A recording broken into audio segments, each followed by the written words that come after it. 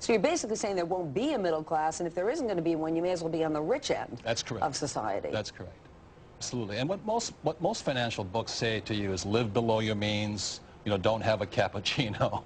If you have the opportunity, one of the lessons in the book is go back to school. Yes, but also I learned finance on the streets where he learned it at Wharton. Right. So it's still possible to learn. Is it always about being rich or doing something in this world that doesn't just bring us money, but doing something to give back or making an impact somehow, whether it's a building project or a corporation or something of that sort?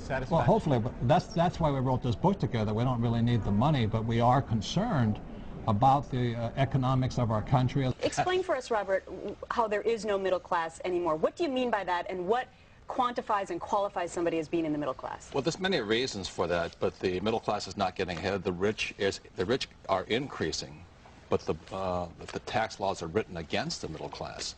So we just got together. We said we can't change the tax laws right now, but we can change people.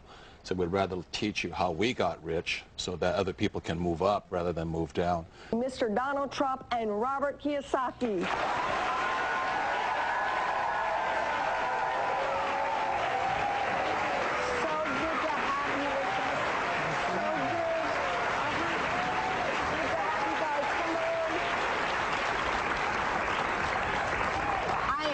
That you're with me. So somebody just starting out, this whole craze about using your own realtor, going to Staples and finding these kits online and somehow saving yourself some money, you could lose money in the end? Well, you could, but if you did that, I would still recommend you get a real estate attorney to check over the transaction. You could probably save a few dollars that way.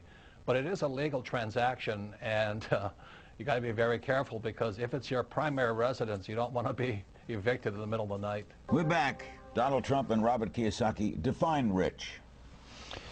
Well, look, rich is a state of mind more than anything else. If you feel you're rich, and if you're happy, and if you have a wonderful family, you're rich. And this doesn't just have to do with money. Define it financially.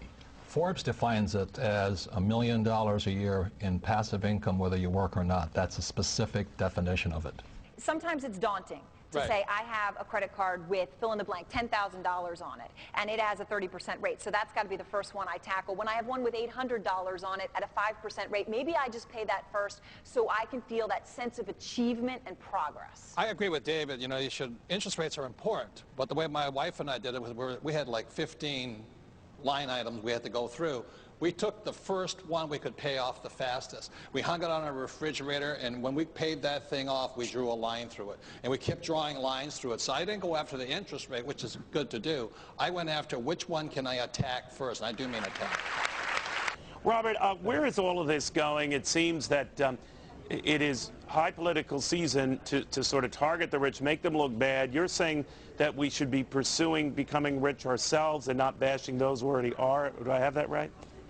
That's my example. If you think the government's here to help you, I think you're badly mistaken. And I think there's no difference between a Democrat or a Republican. They both come from the same bolt of cloth. You look at John Kerry and George Bush. They went to the same school, belonged to the same societies.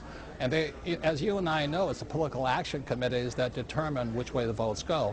So I really feel for the poor and the middle class simply because they have no representation in Congress.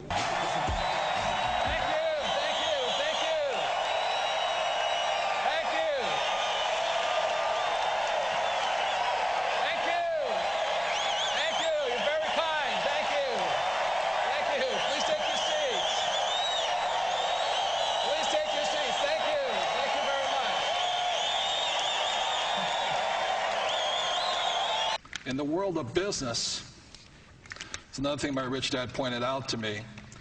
In the world of business, there are 4 types of people. And E stands for employee, S stands for small business or specialist,